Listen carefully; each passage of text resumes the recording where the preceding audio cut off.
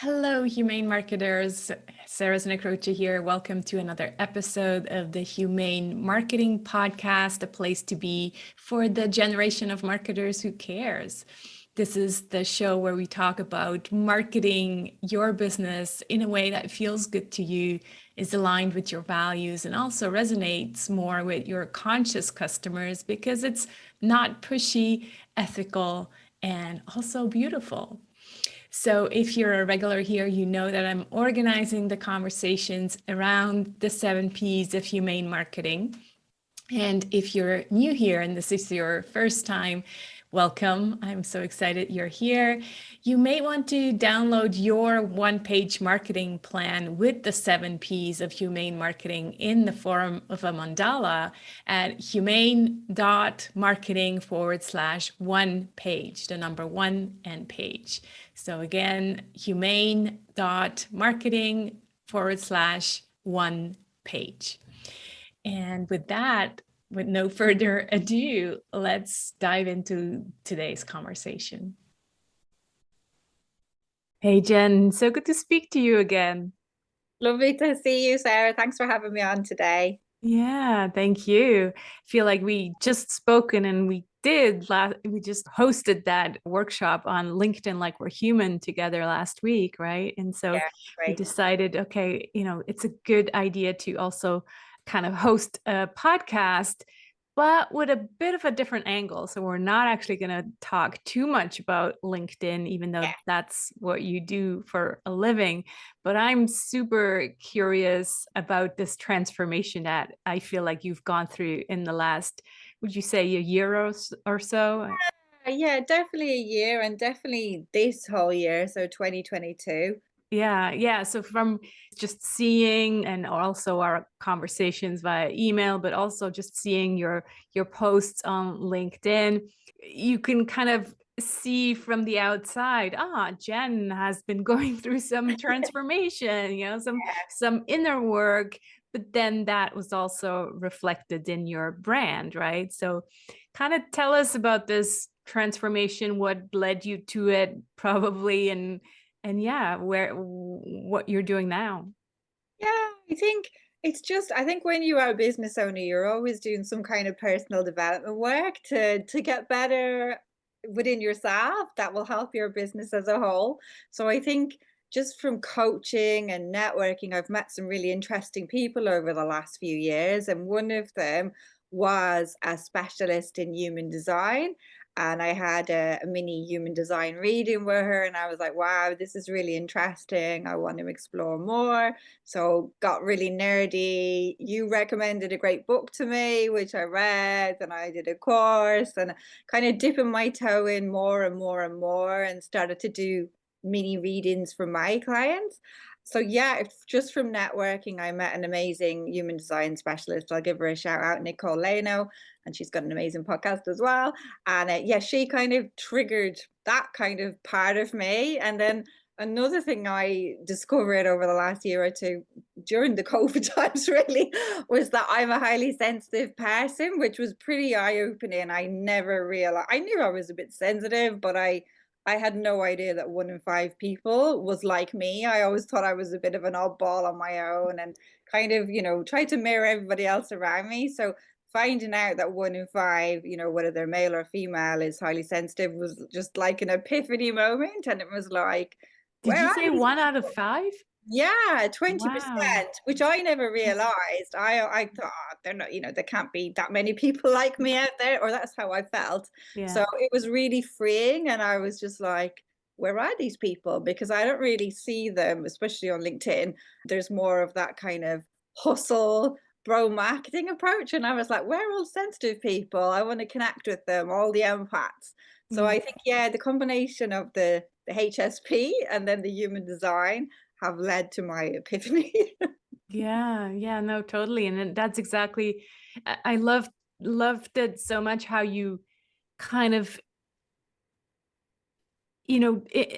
made your audience participate in that discovery because you were like posting things on LinkedIn. Did you know this about HSPs? And so there's probably a fair amount of your followers discovered at the same time as you Yeah. did that they are highly sensitive people. Yeah, it was really interesting to watch that transformation. And to me, from the outside looking in, it looks like your ideal client is now kind of a twin of you or a mirror of you. It's me. It's It's basically another sensitive. So either an introvert, an empath, or a highly sensitive person. So because I just think I didn't have these role models when I was, starting off in business or going into the online space. I modeled the non-sensitive people. And yes, it's worked to a point, but I just want to like really represent the other side of things because I think as sensitives, we are the kind of the quiet nurturers in the background who are not necessarily making the most noise, and we're always trying to spotlight other people and nurture from afar. So I feel like, yeah, kind of a responsibility to get that side of things out there and to, be somebody for the other sensitives to relate to as well, because I think a lot of the traditional, like, non-sensitive marketing made me feel like a bit of a failure. It was like I could do it to a point, and then it was like, "Why isn't this working for me? I feel like I'm banging my head against a wall," or "Why does this feel gross?" Or yeah, "Why can't I do this? Is it because I'm so sensitive?" And then you kind of realize, "Oh, there is another way of doing things." yeah, But just totally. put that out there. Yeah, yeah. How do you feel right now with your new brand? Because like if we talk about this typical thing of niching, how do you define your niche? And now really in your words, it's like, well, I am my best ideal client. And so often I have kind of new people in business telling me, is that even okay? Can we, look at it that way? And I'm like, yeah, for sure, because we are creating the solution that we never saw out there. So do you see it that way as well? Yeah, definitely. And I think for a long time, I'm very much an accidental business owner. I never set out to intentionally do this, and it happened by accident. So I think for the first year of my business, there wasn't a lot of attention behind what my brand was and who I stood for, and I was helping everyone. And then I got to a point when it was like, okay, who do I intentionally want to work with? And then I was, still not super focused. And then it's got to the stage where who do I like working with? And it's okay to choose the people that I like because for me, energy is super important. And I'm sure we've all had experiences where we've worked with the wrong people and your energy is totally depleted, like mentally, physically. And Mhm. I think it got to that point where I thought, you know what? Who says being in business can't be fun? Who says I can't work with the people that I want to, who can give me energy and I can give them energy? So it's taken me a long time. I wish I'd got to this realization in the first year of my business, but I think it's taken like 5 years to actually go, "Do you know what? I have the right to choice. It's my business, my rules, and these are the people I choose to support." Yeah. And I think when you first start, you just want to help everyone, but then you're a bit too generic and a bit too vague, and you're ultimately not helping anyone. And you're not helping yourself either because you're not reaching or connecting with the right people. Right. Yeah. No, totally. So to me, you really kind of applied humane marketing because not only did you bring more of you to your marketing, so the Yeah. HSP aspect, but then you also brought in your passion, which is the human design, right? So Yeah, so yeah, really combining things that we think, is this even fitting into the business world? Did you ever ask yourself that question? Can I, yeah. who am I to do that? Yeah, definitely, and I struggled with it, and initially, especially with with both of them, it was like, "Oh, if I start saying I'm a sensitive, will people think, oh, I don't want to work with her?" What does that mean? And I think there's a lot of misconceptions about, like, do people think I'm constantly crying? And it's like, I don't cry that much.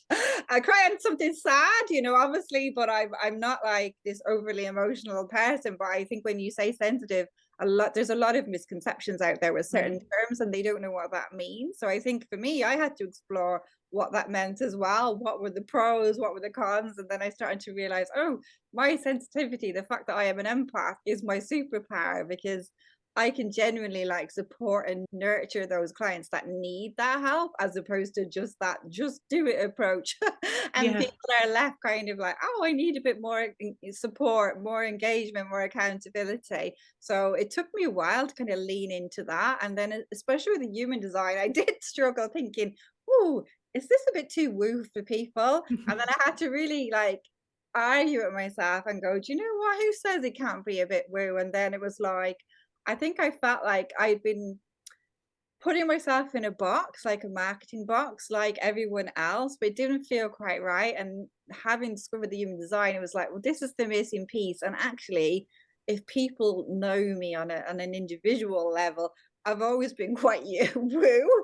And I remember even being like, 10 years old and buying books on Capricorn, what does it mean to be a Capricorn? And then, whatever 20 odd, get my life chart read. And I am into this kind of thing. So it's been really interesting integrating this. And I'm not fully there yet. I'm very much a work in progress.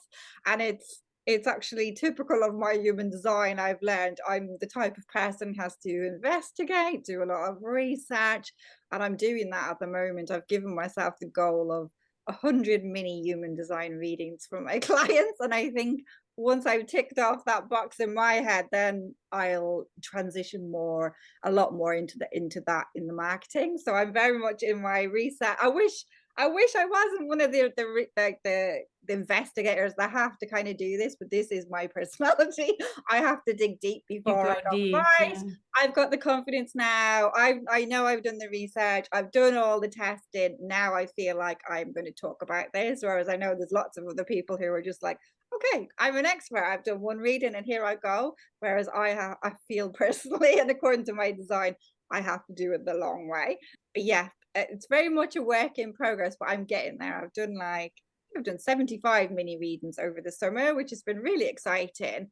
It's been great getting to learn everybody's personality, their makeup, and getting their feedback too. And, hearing that it resonates so much, even from like a simple little reading. So how do you combine the two then? Are these still LinkedIn clients and you're just using the human design as kind of a way to discover their superpower, or are they coming to you only for human design? No, they're definitely LinkedIn clients, and then I've done a few guinea pigs for friends and family as well. So I'm incorporating it really in terms of like content and sending DMs and what feels natural. So it's Mm. very much a mini human design reading. I'm not saying, oh, I'm the ultimate human design expert. It's just I've taken a kind of a flavor of it, like what I think is really interesting in terms of online marketing and feeding that back. And I think it's given people so much insight and then freedom to be themselves and realize, wow, we're not all born to just do it and manifest and initiate. And Yeah. I think that makes a lot of people feel like a failure because there's like, why can't I just do it? And then you kind of read their design and you're like, because you're not built to just do it. It's not who you Yeah. are. Yeah, and I love that. I love how you call it a mini reading because you're saying, like you said, others go to human design school, and I think it takes Yeah, like I don't can't remember how long, but it's pretty intense. And so yeah, you're like, no, I'm passionate about this, and I know enough to be able to tell you, this is your design, and this is how I think now you can use it in you're showing up on LinkedIn, and it's similar to what we do in the marketing like we're human program in the P of personal power. I go, I show them about human design, I show them about the Enneagram, like everything. We're like, okay, let's just do a lot of personality assessments to really figure out how we're wired and who we yeah. are. And because like you just showed, and that's why I loved having you on for this, is it's like when you know who you are and how you're wired, then you can really market from within and just show up, right? Yeah, and you reminded me that I have got a book on Enneagram that I have yet to read because, like you, I love anything to do with this. So I've done all the disc, the Myers-Briggs, but that is on my reading list. Enneagram, Yeah, it's another good another one one. to explore. Exactly. Yeah. So what do you feel like has changed since this transformation? Like, do you feel like in your LinkedIn posts you show up differently, more confident, or what has Yeah, changed? I think I'm just more confident within myself. It's taken away a lot of stress about feeling I had to act one way and having that inner struggle, but not quite understanding why I had that inner struggle. Because I could do a lot of like non-sensitive things or things that are against my design, but knowing deep down that things didn't feel like completely 100% good.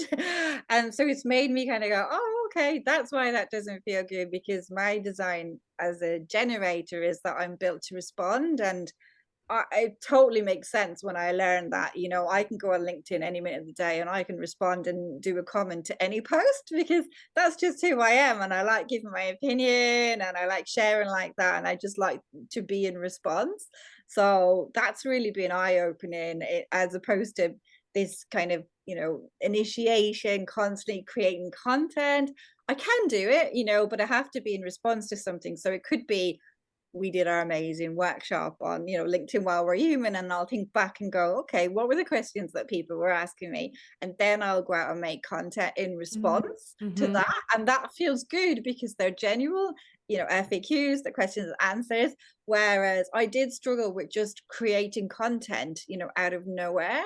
So I think, yeah, once you know your makeup, like what feels good for you, then you can, yeah, you just feel a lot more free, a lot more happy, at ease.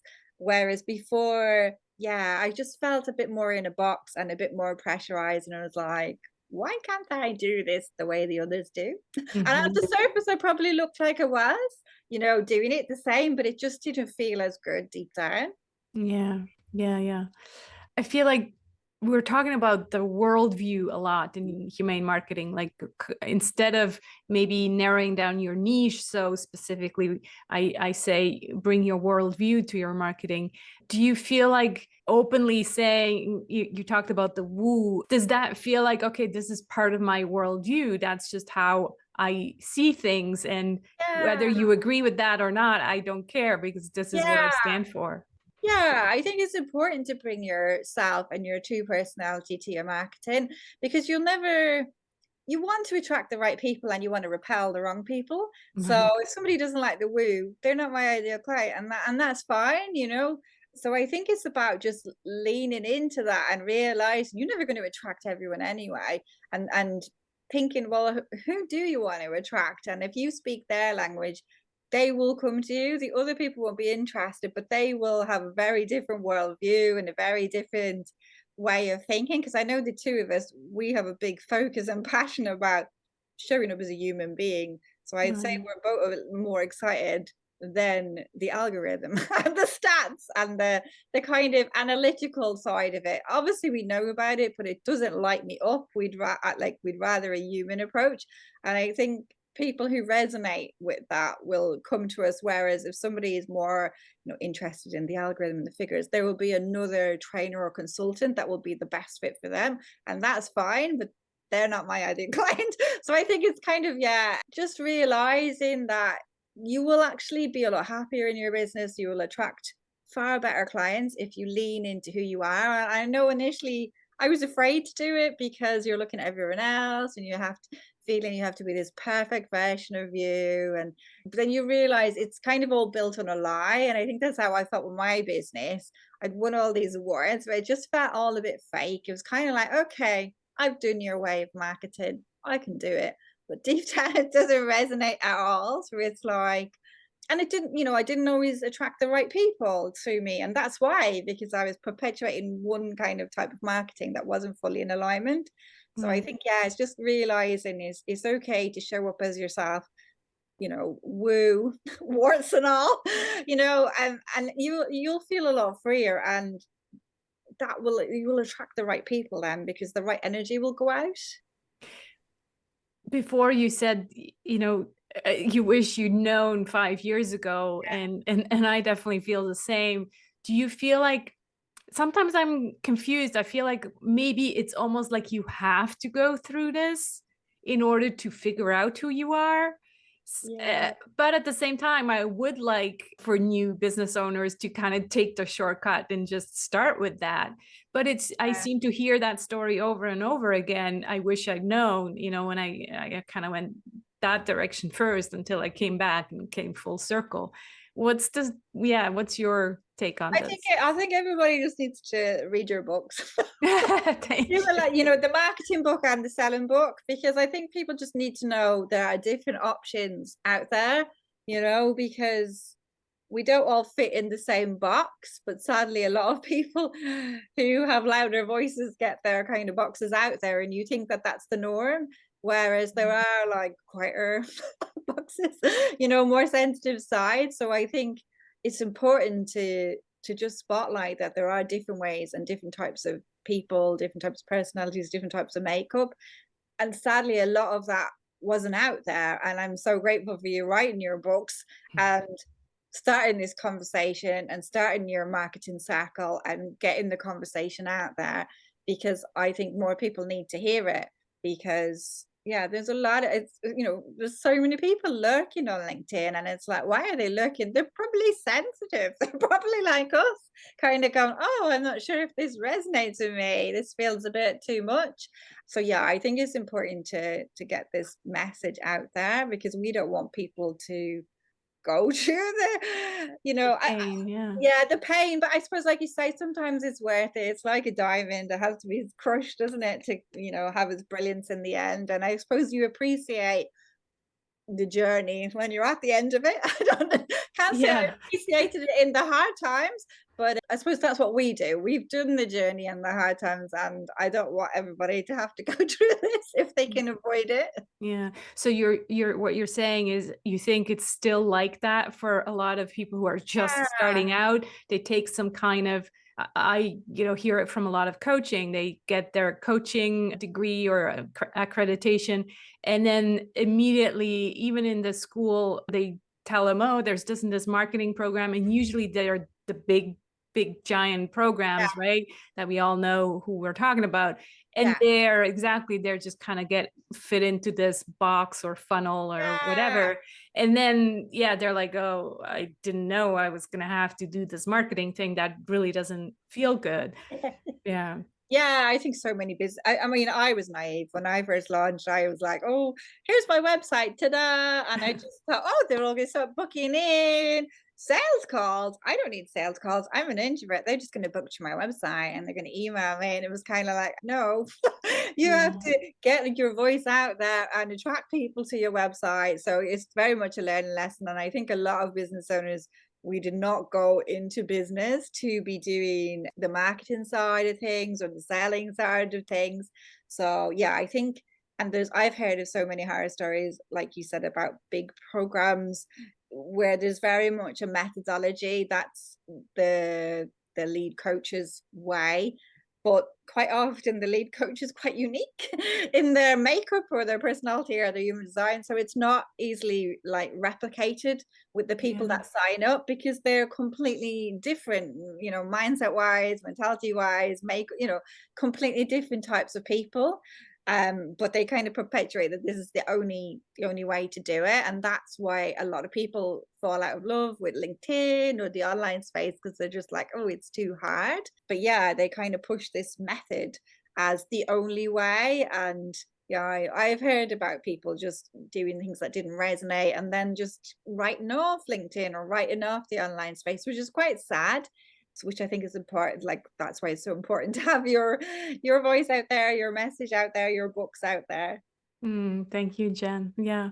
What do you say to someone who's listening and they're thinking about this idea of the passion? Maybe it's woo, Yeah. maybe it's not woo, maybe it's just something that they're doing as a hobby and they really love, and they're like, I wish I could do more of this. And I Yeah. think really that's where we're heading. I'm always talking about this new business paradigm, but that's what I mean by the new business paradigm. Is like, how do we combine these things? I don't even buy into the conversation of, you're not really running a business, it is a hobby. I'm like, well, what if one can be the other? It's just like, why do we have to define one as a hobby and the other one as a business?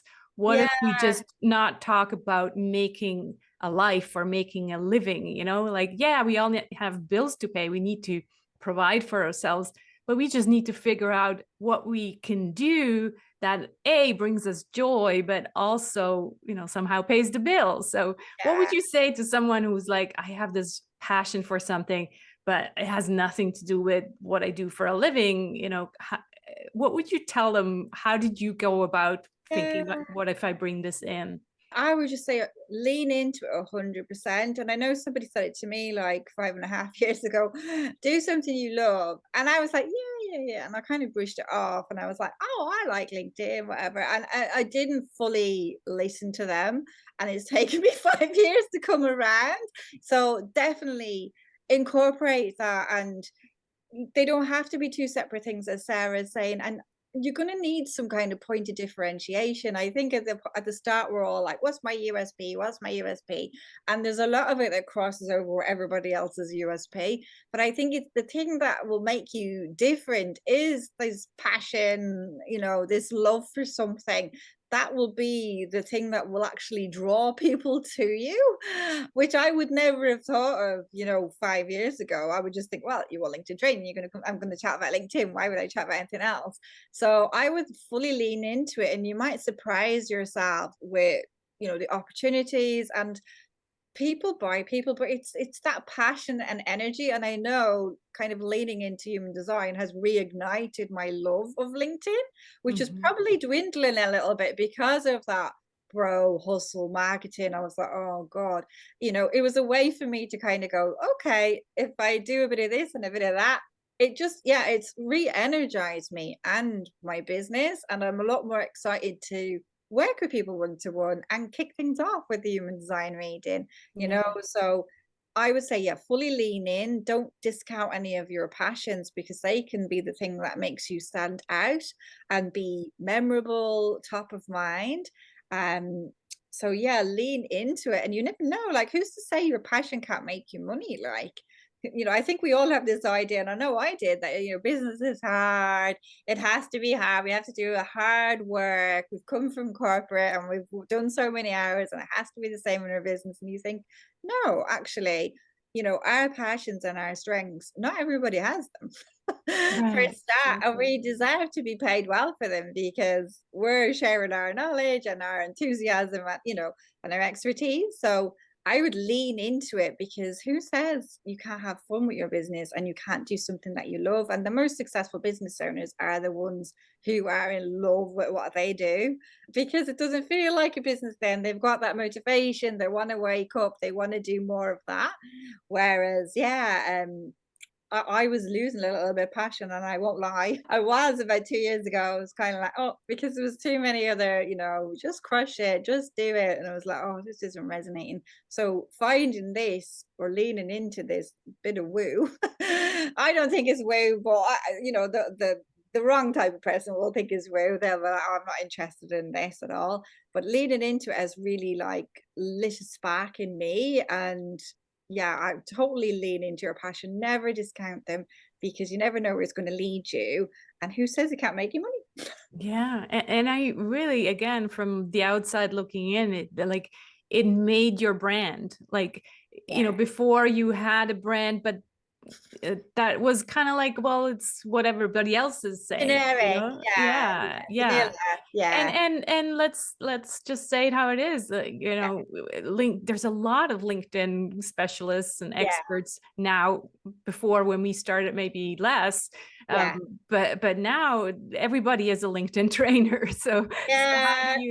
how do you stand Yeah. out? And that's kind of just an additional benefit of bringing your passion into your business, because that's truly how you're gonna, stand out and be remembered. I remember one of my early online friends, Denise Wakeman. She probably like 10 years ago now, she kind of rebranded into, can't remember the exact name of the brand, but really had to do with her adventurous spirit. And she was always traveling and to, like, crazy places like Peru and all these places. And she made that her brand. And Yeah. so that kind of stuff sticks with you. So I think it Yeah. did the It's how same thing for you, it's really. how you connect as a human being, isn't it? It's like Yeah. funny, right before this podcast, I was in a networking event, and is a little bit different in the sense that the host makes us ask kind of not strange questions, but different questions. Like one question was, tell me something off your bucket list, or tell me what's your guilty pleasure.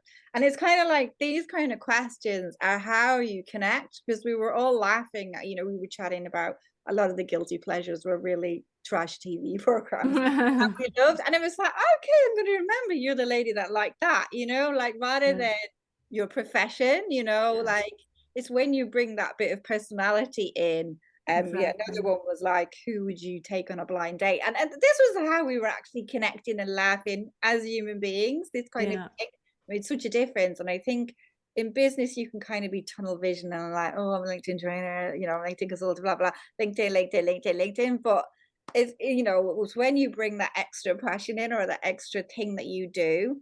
Like, I love the way you were always mentioning that you're like an ex-hippie. That stays in my head. So I think, yeah, things like that make the difference. Yeah, yeah, no, totally.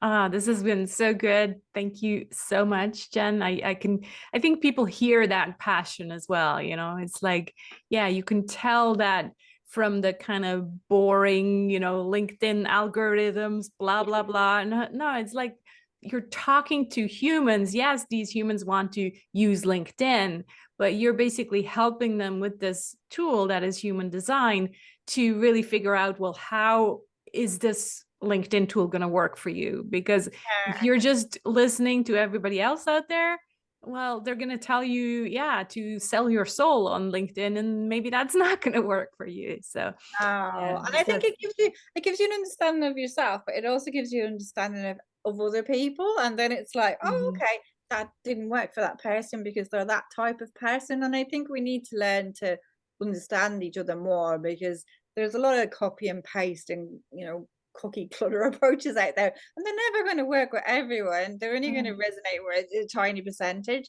So I think the more you can understand yourself and others, the more you're going to connect as an individual, and you're going to have better relationships. Yeah. I think so many people just want to fast track, don't they? They just want this magic silver bullet. I want it now. Yeah. And you have to put a little bit of work in to And I connect was just with human thinking beings. as you're talking, it's because we're hosting a workshop about confidence, and there as well, the first part to confidence is to know yourself and find Yeah, out who you are and how you're wired. And so, when you think about marketing, you need confidence to market. Well, yeah, you need to know yourself first before yeah. you get the confidence. So, Yeah, that's yeah. really interesting because I've done a lot of mini readings this year, and one of my clients, there is like one of the centers in human design about the self, and hers is completely open. And yeah, she doesn't really know herself. She's actually in that transition of trying to, you know, find out who she is. And I know it's definitely led to a lot of procrastination for her Mhm. and stress. So I think, yeah, you really need to know who you are, who you stand, what you stand for, what are your values, what are you trying to achieve, and not copy other people's values. You really need to dig deep as to what's going to resonate with you, Yeah. rather than, a lot of copy and paste. Oh, that sounds good. I'll take a bit of that. Or I should be doing this because I do this. But yeah, I think that's you have to have that confidence. That's if you don't have it, you're not going to ever be comfortable showing up as a business owner, whether it is online or on a sales call or anything, and people can feel that off you.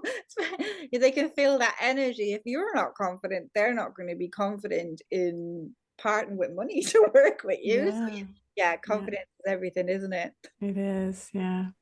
This has been so good. Thank you so much for taking the time. Please do share with people where they can find you and maybe sign up for a mini reading slash LinkedIn consulting.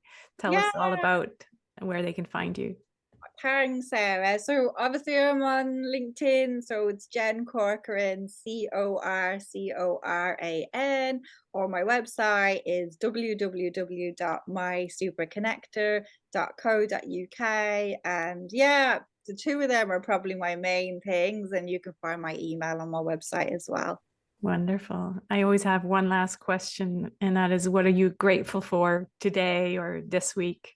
I'm grateful for you and this conversation and for someone bringing the human side of life and marketing out there because I don't know anybody else doing it, Sarah. So I'm grateful for us getting this out in the world and I can't wait to share this podcast with my network and my community. So yeah, grateful for like minds, fellow Thank you. empaths, fellow HSPs, fellow introverts, fellow heart-centered people in business. Because I know when I first started, it was like heart-centered. What's that? That's a bit, But yeah, I'm all about people like you and you. And likewise, thank you so much for hanging out again, Jen. We'll do it again soon. Thanks, Sarah. Thanks, everyone.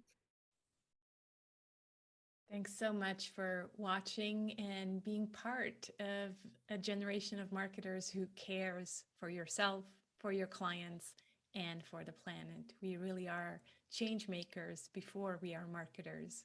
So go ahead, be the change you want to see in the world. And I hope to see you again next week. Take care.